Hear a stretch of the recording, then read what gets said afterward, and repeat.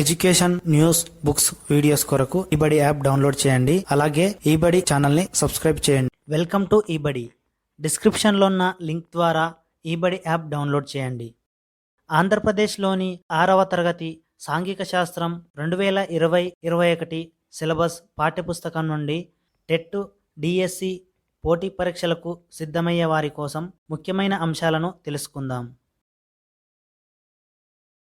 రెండవ పాఠం గ్లోబు, భూమికి నమూనా. భూమికి 2 రకాల చలనాలు ఉంటాయి. అవి భ్రమణం, పరిభ్రమణం. భ్రమణం వలన పగలు రాత్రి ఏర్పడుతుంది. పరిభ్రమణం వలన ఋతువులు, గ్రహణాలు, ఆయనాలు, విషవత్తులు ఏర్పడతాయి. భూమి గుండ్రంగా ఉందని 15వ శతాబ్దంలో నావికులు ధృవీకరించారు. ఉపగ్రహ ఛాయాచిత్రాలు కూడా దీనిని స్పష్టంగా నిరూపిస్తాయి. అందువల్ల గ్లోబు భూమికి ఒక ఖచ్చితమైన నమూనా. మన భూగ్రహం పూర్తి గోళాకారంగా ఉండదు. ఇది ఉత్తర, దక్షిణ ధృవాల వద్ద కొద్దిగా చదునుగా ఉండి మధ్యలో ఉబ్బినట్లు ఉంటుంది. భూమి యొక్క అక్షం. పక్కకు వాలి ఉన్న గ్లోబులో ఉత్తర, దక్షిణ ధృవాలను కలుపుతూ ఒక సూది స్థిరంగా ఉంటుంది. దానిని అక్షం అంటారు. భూమిలా గ్లోబు పడమర నుండి తూర్పుకు తన అక్షంపై తిరుగుతుంది. కానీ భూమికి, గ్లోబుకి పెద్ద తేడా ఏమిటంటే నిజమైన దక్షిణ ధ్రువం భూమికి, గ్లోబుకు ఉన్నట్లు సూది లేదు. భూమి యొక్క భ్రమణ అక్షం ఉత్తర, దక్షిణ ధృవాల గుండా పోయే ఊహారేఖ. పురాతన ఖగోళ గ్లోబును 1492లో మార్టిన్ బెహైమ్ రూపొందించాడు. మరొక ఆధునిక ఖగోళ గ్లోబును కాన్స్టాంటినోపిల్ అబ్జర్వేటరీ నందు 1570 సంవత్సరంలో టకీ ఆల్ దిన్ రూపొందించాడు. ప్రపంచంలో మొట్టమొదటి అతుకులు లేని ఖగోళ గ్లోబును జహంగీర్ సామ్రాజ్యంలో మొఘల్ శాస్త్రవేత్తలు రూపొందించారు. గ్లోబల్ అనే పదం గ్లోబస్ అనే లాటిన్ పదం నుండి వచ్చింది. గోళం అని దాని అర్థం. ఉత్తర మరియు దక్షిణార్ధ గోళాలు. గ్లోబుకు మధ్య భాగంలో అడ్డంగా గ్లోబును 2 సమ భాగాలుగా చేస్తూ ఒక ఊహారేఖ పోతుంది. దీనిని భూమధ్యరేఖ అంటారు. భూమధ్యరేఖకు ఉత్తరంగా ఉన్న అర్ధభాగాన్ని ఉత్తరార్ధగోళమని, భూమధ్యరేఖకు దక్షిణంగా ఉన్న అర్ధభాగాన్ని దక్షిణార్ధగోళం అంటారు. ఈ భూమధ్యరేఖను 0 డిగ్రీల అక్షాంశం అని కూడా అంటారు. అక్షాంశాలు. గ్లోబుపై భూమధ్యరేఖకు సమాంతరంగా గీసిన కొన్ని ఊహారేఖలను అక్షాంశాలు అంటారు. అక్షాంశం అను పదం లాటిట్యూడ్ అనే లాటిన్ పదానికి చెందినది. దీని అర్థం వెడల్పు, మందం, పరిధి, పరిమాణం. అతిపెద్ద అక్షాంశం భూమధ్యరేఖ. ఇక్కడ పటంలో గ్లోబుపై గీయబడిన అక్షాంశాలు, రేఖాంశాలను మనం చూడవచ్చు. అక్షాంశాలు ఒకదానికొకటి సమాంతరంగా ఉంటూ ఒకదానికొకటి ఎప్పటికీ కలవవు. అక్షాంశాలు భూమధ్యరేఖకు ఉత్తరంగా 0 డిగ్రీల నుండి 90 డిగ్రీల వరకు, దక్షిణంగా 0 డిగ్రీల నుండి 90 డిగ్రీల వరకు విస్తరించి ఉంటాయి. భూమధ్యరేఖకు ఉత్తరంగా 90 డిగ్రీల అక్షాంశాలు, దక్షిణంగా 90 డిగ్రీల అక్షాంశాలు ఉంటాయి. ధృవాలు తప్ప అన్ని అక్షాంశాలు వృత్తాలు. ఉత్తర ధ్రువం, ఆర్కిటిక్ వలయం, కర్కట రేఖలు ఉత్తరార్ధగోళంలోని ముఖ్యమైన అక్షాంశాలు. రెండవ వైపున దక్షిణ ధ్రువం, అంటార్కిటిక్ వలయం, మకర రేఖలు దక్షిణార్ధగోళంలోని ముఖ్యమైన అక్షాంశాలు. భూమి యొక్క వాతావరణ విభజనను అక్షాంశాల సహాయంతో అధ్యయనం చేయవచ్చు. అక్షాంశాలు ఒకదానికొకటి కలవవు, సమాంతరంగా ఉంటాయి. భూమధ్యరేఖ నుండి ఉత్తర, దక్షిణానికి దూరాన్ని కొలవడానికి ఇవి ఉపయోగపడతాయి.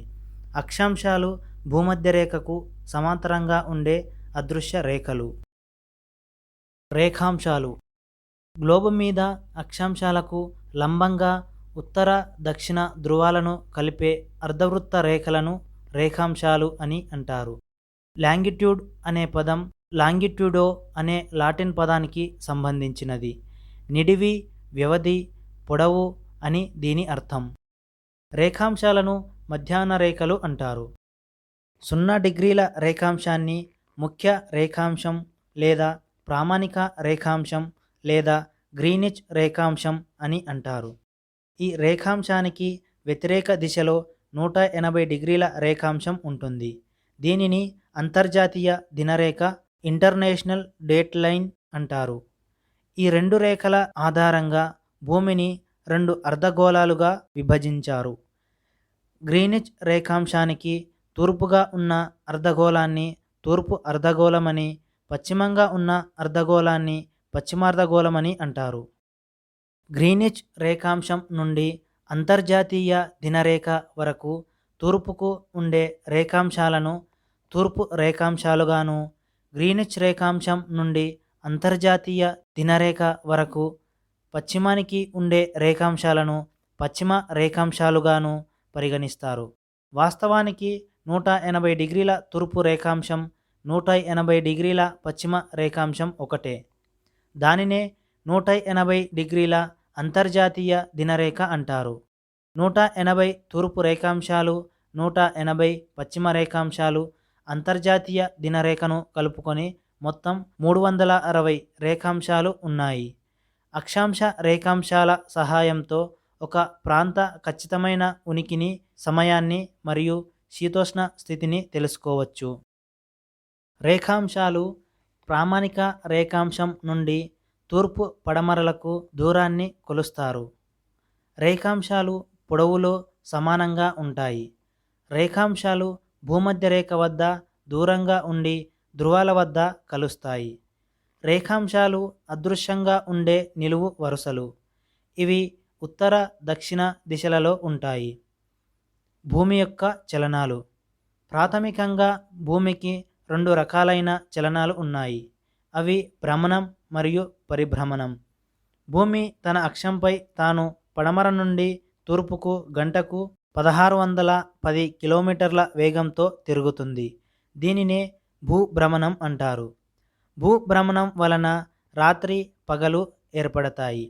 భూభ్రమణ సమయంలో, అంటే భూమి తన అక్షంపై తాను తిరిగేటప్పుడు సూర్యునికి ఎదురుగా ఉన్న అర్ధగోళంపై వెలుతురు పడి కాంతివంతంగాను, మిగిలిన అర్ధభాగం చీకటిలోనూ ఉంటుంది. సూర్యకాంతి పడిన అర్ధభాగమే పగలు, మిగిలిన అర్ధభాగం రాత్రి. భూమి తన చుట్టూ తాను తిరుగుతున్నప్పుడు కాంతిలో ఉన్న భాగం కొద్ది కొద్దిగా చీకటిలోనికి, చీకటిలో ఉన్న భాగం క్రమేపీ వెలుతురులోనికి జరుగుతుంది. అందుచేతనే రాత్రి, పగలు ఒకదాని తర్వాత ఒకటి సంభవిస్తాయి. భూమి ఒకసారి తన చుట్టూ తాను తిరిగి రావడానికి 23 గంటల 56 నిమిషాల 4.09 సెకండ్లు సమయం, అనగా ఒకరోజు పడుతుంది. దాదాపు సుమారు 24 గంటలు.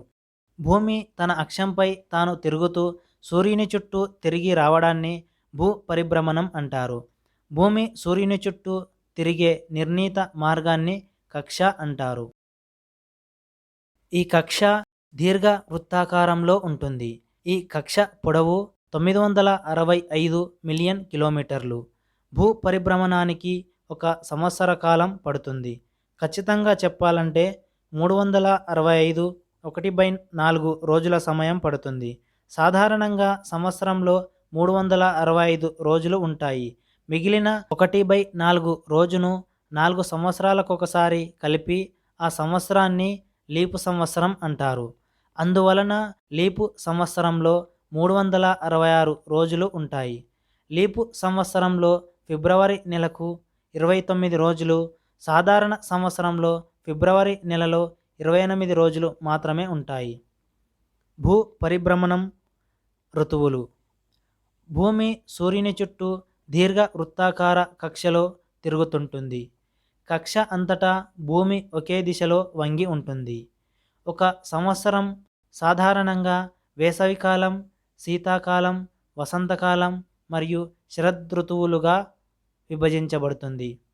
సూర్యుని చుట్టూ భూమి తిరిగే స్థితులలో మార్పు రావటం వలన ఋతువులు ఏర్పడతాయి. జూన్ 21వ తేదీన ఉత్తరార్ధగోళం సూర్యుని వైపు వంగి ఉంటుంది. కర్కటరేఖ మీద సూర్యకిరణాలు నిట్టనిలువుగా పడటం వలన ఈ ప్రాంతాలు ఎక్కువ వేడిని గ్రహిస్తాయి. ఇదే సమయంలో సూర్యకిరణాలు ఏటవాలుగా ధ్రువ ప్రాంతాలపై పడటం వలన తక్కువ వేడిని గ్రహిస్తాయి. ఉత్తర ధ్రువం సూర్యుని వైపు వంగి ఉండటం వలన ఆర్కిటిక్ వలయం నుండి ఉత్తర ధ్రువం వరకు పగటి కాలం నిరంతరంగా 6 నెలలు ఉంటుంది. దీని వలన ఉత్తరార్ధగోళంలో ఎక్కువ ప్రాంతం సూర్యుని నుండి కాంతిని పొందుతుంది. అందువలన భూమధ్యరేఖకు ఉత్తరంగా ఉన్న ప్రాంతంలో వేసవికాలం ఏర్పడుతుంది. ఇక్కడ జూన్ 21వ తేదీ పగటి కాలం అత్యధికంగాను, రాత్రి నిడివి అతి తక్కువగాను ఉంటుంది. ఇదే సమయంలో దక్షిణార్ధ గోళంలో పరిస్థితులు ఇందుకు భిన్నంగా ఉంటాయి. ఇక్కడ చలికాలం ఉంటుంది. పగటి సమయం కంటే రాత్రి సమయం ఎక్కువగా ఉంటుంది. భూమి యొక్క స్థితి ఇలా ఉండటాన్ని వేసవి అయనాంతం అంటారు. దక్షిణ ధ్రువం సూర్యుని వైపు వాలి ఉండటం వలన డిసెంబర్ 22వ తేదీన సూర్యకిరణాలు మకరరేఖ మీద నిట్టనిలువుగా పడతాయి. మకరరేఖపై సూర్యకిరణాలు నిట్టనిలువుగా పడటం వలన దక్షిణార్ధగోళంలో ఎక్కువ భాగం కాంతిని పొందుతుంది. అందువలన దక్షిణార్ధగోళంలో వేసవికాలం తీవ్రంగా ఉండి పగటి కాలం ఎక్కువగాను, రాత్రి సమయం తక్కువగాను ఉంటుంది. ఇందుకు భిన్నంగా ఉత్తరార్ధగోళంలో ఉంటుంది. భూమి యొక్క స్థితి ఇలా ఉండడాన్ని శీతాకాల అయనాంతం అంటారు. విషవత్తు మార్చి 21 మరియు సెప్టెంబర్ 23 తేదీలలో సూర్యకిరణాలు భూమధ్య రేఖపై నిట్టనిలువుగా పడతాయి. ఈ తేదీలో భూమి అంతటా రాత్రి పగలు సమానంగా ఉంటాయి. ఈ 2 తేదీలను విషవత్తులు అంటారు. ఇక్కడ పటంలో భూ పరిభ్రమణం వలన ఏర్పడిన శీతాకాల అయనాంతం, వేసవి అయనాంతం మనం చూడవచ్చు.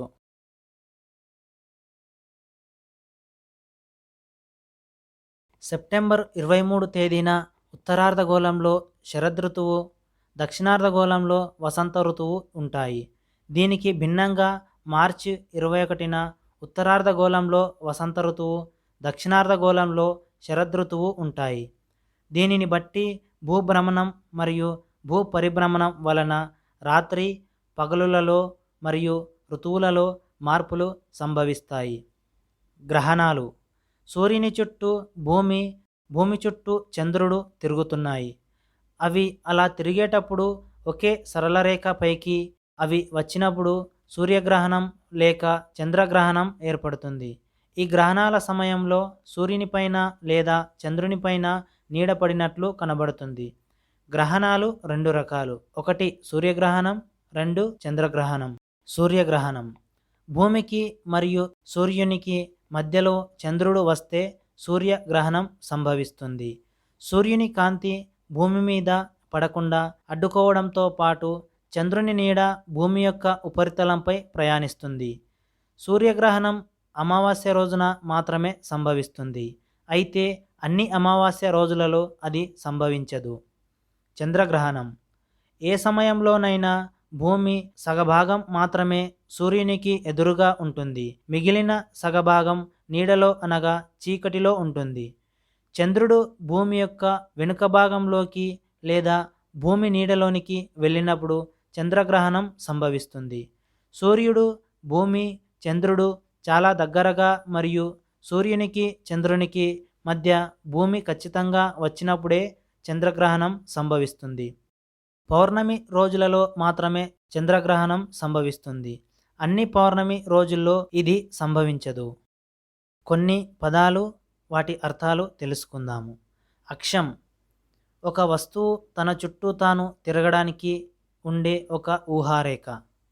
భూమధ్య రేఖ 0 డిగ్రీల అక్షాంశం. కర్కట రేఖ 23.5 ఉత్తర అక్షాంశం. 23.5 డిగ్రీల ఉత్తర అక్షాంశం. మకర రేఖ 23.5 డిగ్రీల దక్షిణ అక్షాంశం. ఆర్కిటిక్ వలయం 66.5 డిగ్రీల ఉత్తర అక్షాంశం. అంటార్కిటిక్ వలయం 66.5 డిగ్రీల దక్షిణ అక్షాంశం. ఉత్తర ధ్రువం 90 డిగ్రీలు భూమికి ఉత్తర భాగాన ఉన్న చివరి ప్రాంతం. దక్షిణ ధ్రువం 90 డిగ్రీలు భూమికి దక్షిణ భాగాన ఉన్న చివరి ప్రాంతం. మధ్యాహ్న రేఖలు ఉత్తర దక్షిణ ధృవాలను కలుపుతూ ఉండే రేఖాంశాలు. ఇవి మధ్యాహ్నాన్ని సూచిస్తాయి. గ్రీనిచ్ లేదా ప్రామాణిక రేఖాంశం 0 డిగ్రీల రేఖాంశం. అంతర్జాతీయ దినరేఖ 180 డిగ్రీల తూర్పు మరియు పశ్చిమ రేఖాంశం. అక్షాంశాలు భూమధ్య రేఖకు సమాంతరంగా గీయబడిన ఊహారేఖలు. రేఖాంశాలు ఉత్తర దక్షిణ ధృవాలను కలుపుతూ గీయబడిన ఊహారేఖలు. ఉత్తరార్ధగోళం భూమధ్య రేఖకు ఉత్తరంగా ఉన్న భూమి యొక్క అర్ధభాగం. దక్షిణార్ధగోళం భూమధ్య రేఖకు దక్షిణంగా ఉన్న భూమి యొక్క అర్ధభాగం. తూర్పు అర్ధగోళం ప్రామాణిక రేఖాంశానికి తూర్పుగా ఉన్న భూమి యొక్క అర్ధభాగం. పశ్చిమార్ధగోళం ప్రామాణిక రేఖాంశానికి పశ్చిమంగా ఉన్న భూమి యొక్క అర్ధభాగం. 3వ పాఠం పటములు. పటం మొత్తం భూమిని గాని లేదా అందులోని ఒక భాగం గురించి గాని ఒక సమ ఉపరితలంపై స్కేలుకి అనుగుణంగా చూపడానికి ఉపయోగించేది పటం. ఇందులోని అంశాలు దిక్కులు, స్కేలు, చిహ్నాలు మొదలైనవి. చిత్తు చిత్రం స్కేలు ఉపయోగించకుండా గుర్తు ఉన్న దాన్ని బట్టి అప్పటికప్పుడు పరిశీలించి గీసేదే చిత్తు చిత్రం. దీనిలో దిక్కులు స్కేలు చూపకుండానే గీయవచ్చు. దేశం, రాష్ట్రం, జిల్లా, నగరం వంటి భాగాన్ని గురించి తెలుసుకోవడానికి పటాలను ఉపయోగిస్తాము. దిక్కులు ఒక వ్యక్తి ఉదయిస్తున్న సూర్యునికి ఎదురుగా నిలబడినట్లయితే వ్యక్తి ఎదురుగా ఉన్నది తూర్పు దిక్కు, వెనుక అంటే వీపు భాగం వైపు ఉన్నది పడమరని, ఎడమవైపు ఉన్నది ఉత్తర దిక్కుని, కుడివైపు ఉన్నది దక్షిణ దిక్కుని సూచిస్తుంది. ఈ 4 దిక్కుల్లోనూ ఉత్తర దిక్కుని ప్రధాన దిక్కుగా భావిస్తారు. అందువలనే అన్ని పటాలలోనూ కుడి చేతి వైపు పైన ఎన్ అనే అక్షరం, బాణం గుర్తు ఉంటాయి. మనకి ఉత్తర దిక్కు తెలిస్తే మిగిలిన దిక్కులని సులభంగా కనుక్కోవచ్చును. ప్రధాన దిక్కులు 4: ఉత్తరం, దక్షిణం, తూర్పు మరియు పడమర. వీటిని ప్రధాన దిక్కులు అంటారు. వీటికి మధ్యస్థంగా ఉండే మిగిలిన 4 దిక్కులు ఈశాన్యం, ఆగ్నేయం, నైరుతి, వాయువ్యం. వీటిని మూలలు అని కూడా పిలుస్తారు. ఈ మూలల సహాయంతో ఏ ప్రాంతం యొక్క ఉనికిని అయినా మరింత ఖచ్చితంగా తెలుసుకోవచ్చును. స్కేలు భూమిపై గల వాస్తవ దూరానికి పటంలో చూపబడిన దూరానికి గల నిష్పత్తినే స్కేలు అంటాం. పటంలో 2 ప్రాంతాల మధ్య గల దూరాన్ని లెక్కించడానికి స్కేలు ఉపయోగిస్తారు. చిహ్నములు పటంలో భవనాలు, రహదారులు, వంతెనలు, చెట్లు, రైలు మార్గాలు, బావి వంటి వివిధ అంశాలను వాటి వాస్తవ పరిణామం మరియు ఆకారంలో చూపలేం. కాబట్టి వాటిని కొన్ని అక్షరాలు, రంగులు, చిత్రాలు, గీతలతో సూచిస్తారు. ఈ చిహ్నాలు తక్కువ స్థలంలో ఎంతో ఎక్కువ సమాచారాన్ని ఇస్తాయి. వీటిని ఉపయోగించుట వలన పటాలను గీయడం, చదవడం కూడా సులభం అవుతుంది. ఒక ప్రాంతంలో మనకు భాష తెలియకపోయినా ఎవరిని సలహాలు అడగకుండానే పటాన్ని ఉపయోగించి చిహ్నాల సహాయంతో సమాచారాన్ని తెలుసుకోవచ్చును. పటాలను తయారు చేసేవారిని కార్టోగ్రాఫర్లు అంటారు. పటాల సంకలనాన్ని అట్లాస్ అంటారు. రంగులు భూమిపై గల ఎత్తుపల్లాలను చూపించే భౌతిక పటాలను చూపించడానికి రంగులను ఉపయోగిస్తారు. పటాలలో ఉపయోగించే రంగు, ఉపయోగించే భాగాలను తెలుసుకుందాం. నీలిరంగు జలభాగాలు అనగా నదులు, సముద్రాలు, మహాసముద్రాలు మొదలైన వాటిని గుర్తించడానికి ఉపయోగిస్తారు. ఆకుపచ్చ రంగు మైదానాలు, పల్లపు భూములు సూచించడానికి ఉపయోగిస్తారు. పసుపు రంగు పీఠభూములు సూచించడానికి ఉపయోగిస్తారు. గోధుమ రంగు పర్వతాలను సూచించడానికి ఉపయోగిస్తారు. కొన్ని విషయ నిర్దేశిత పటాలలో రంగులకి బదులుగా చుక్కలు, గీతలు దిద్దడం వంటి నమూనాలను కూడా ఉపయోగిస్తారు. పటాలు రకాలు పటంలో చూపిన అంశం లేదా వాటి ఉపయోగాన్ని బట్టి పటాలను 3 రకాలుగా వర్గీకరించవచ్చు. 1 రాజకీయ పటాలు, 2 భౌతిక పటాలు, 3 విషయ నిర్దేశిత పటాలు. 1 రాజకీయ పటాలు. గ్రామాలు, నగరాలు, పట్టణాలు, జిల్లాలు, రాష్ట్రాలు మరియు దేశాల సరిహద్దులను చూపేవి రాజకీయ పటాలు. విశాల భూభాగాలను ఖండాలు అని, జలభాగాలను మహాసముద్రాలు అని పిలుస్తాము. ఆసియా, ఆఫ్రికా, ఉత్తర అమెరికా, దక్షిణ అమెరికా, అంటార్కిటికా, ఐరోపా మరియు ఆస్ట్రేలియా ఖండాలు కాగా, పసిఫిక్, అట్లాంటిక్, హిందూ మహాసముద్రం, అంటార్కిటిక్ మరియు ఆర్కిటిక్ మహాసముద్రాలు. ఆసియా ప్రపంచంలో పెద్ద ఖండం కాగా భారతదేశం అందులో ఒక భాగం. భారతదేశం పాకిస్తాన్, ఆఫ్ఘనిస్తాన్, చైనా, నేపాల్, బంగ్లాదేశ్, మయన్మార్ మరియు భూటాన్ దేశాలతో భూ సరిహద్దులు కలిగి ఉంది. 2 భౌతిక పటాలు. పర్వతాలు, పీఠభూములు, మైదానాలు, సముద్రాలు, నదులు, ఎడారులు వంటి భౌగోళిక స్వరూపాలను గూర్చి వివరిస్తాయి. 3 విషయ నిర్దేశిత పటాలు. ఈ పటాలను భూమి వినియోగం, ఉష్ణోగ్రత, వర్షపాతం, జనాభా, నేలలు, అడవులు, పంటలు, ఖనిజాలు, పరిశ్రమలు, రైలు మార్గాలు, రోడ్డు మార్గాలు, జలమార్గాలు వంటి కొన్ని నిర్దిష్ట అంశాలను గురించి వివరించడానికి ఉపయోగిస్తారు. స్కేల్ ఆధారంగా పటాలలో రకాలు. పెద్ద తరహా పటాలు. ఇవి చిన్న ప్రాంతాలను గురించి తెలియజేస్తాయి. వీటిని భూనైసర్గిక పటాలు, భూ సరిహద్దులను తెలిపే పటాలుగా విభజించవచ్చును. భూ సరిహద్దులను తెలిపే పటాల వ్యక్తిగత ఆస్తికి చెందినవి కాగా, భూ నైసర్గిక పటాలు భూ ఉపరితలం యొక్క వివరాలను చూపుతాయి. చిన్న తరహా పటాలు. ఇవి పెద్ద ప్రాంతాలను గురించి తెలియజేస్తాయి. ప్రపంచం, ఖండాలు లేదా దేశాలు మొదలగునవి.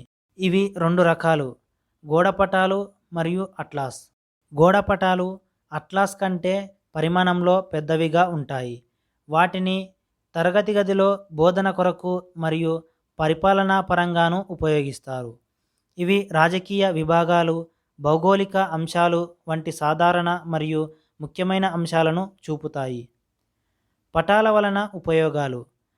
పటాలు దేశాలు, రాష్ట్రాలు, జిల్లాలు వంటి ప్రదేశాలను గుర్తించడానికి మనకి చాలా ఉపయోగకరం. పటాలను ఉపయోగించి పర్వతాలు, పీఠభూములు, మైదానాల వంటి భూస్వరూపాలను చూడవచ్చును. ప్రధాన రహదారి మార్గాలైన రోడ్లు, రైల్వేలను గురించి తెలుసుకోవడానికి ఉపకరిస్తాయి. పటాలను పంటలు, ఖనిజాలు, నేలలు, పంపిణీ గురించి అవగాహన చేసుకోవడానికి ఉపకరిస్తాయి. పటాలు యుద్ధ సమయంలో సైనికులకు భద్రత దృష్ట్యా ఉపయోగకరం. పటాలు పర్యాటకులు మరియు ప్రయాణికులకు వారి గమ్యం చేరడానికి మార్గదర్శకంగా ఉంటాయి. GPS అనగా ప్రస్తుతం విశ్వంలో మనం ఉన్న స్థానాన్ని తెలుసుకునే వ్యవస్థ, అనగా గ్లోబల్ పొజిషనింగ్ సిస్టమ్. భూమి మీద ఉండే వస్తువులను గుర్తించడానికి ఇది చాలా ముఖ్యమైన సాంకేతిక వ్యవస్థ. వెబ్ ఆధారిత పటాల ద్వారా ప్రపంచంలోని అన్ని భౌగోళిక ప్రాంతాలు, ప్రదేశాల గురించి పూర్తి సమాచారాన్ని పొందవచ్చును. సాంప్రదాయిక పటాలకి అదనంగా ఈ పటాల ద్వారా అనేక ప్రదేశాలను ఉపగ్రహ విహంగ వీక్షణ చేయవచ్చును. పదాలు, వాటి అర్థాలు తెలుసుకుందాం. పటం, మానచిత్రం. ప్రామాణిక కొలతలతో గీసిన పటం. చిత్తుపటం. పరిశీలించిన స్థలాలు, సంకేతాలు గుర్తు ఉంచుకొని స్కేలు లేకుండా గీసిన పటం. ప్రణాళిక. విస్తృతమైన స్కేలుపై చిత్రించిన చిన్న ప్రదేశాన్ని సూచించున్నది. కొలబద్ద. నేలపై సహజమైన దూరానికి పటంలో సూచించిన దూరానికి గల నిష్పత్తిని తెలుపునది. మూలలు. 2 దిక్కులు మధ్య గల దిశ. దిక్సూచి. 2 బిందువుల మధ్య దూరాన్ని కొలుచుటకు, వృత్తాలు, రేఖలు గీయుటకు ఉపయోగించే పరికరం.